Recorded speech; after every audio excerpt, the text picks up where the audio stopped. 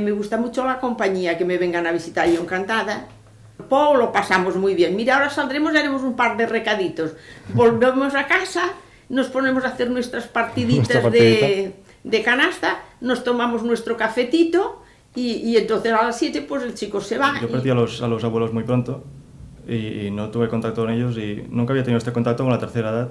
Y sí que es verdad que ahora, teniéndolo, encuentro que te pueden enriquecer mucho más con todas sus experiencias y todo lo que saben. Creo que veo a la gente mayor de otra forma, como entendiendo más su situación. Hay que ser muy bueno porque cuando tienes esta edad quieres salir, quieres aquí, aunque allá, y coger un poquito de tiempo. No hay lo de todos, ¿eh?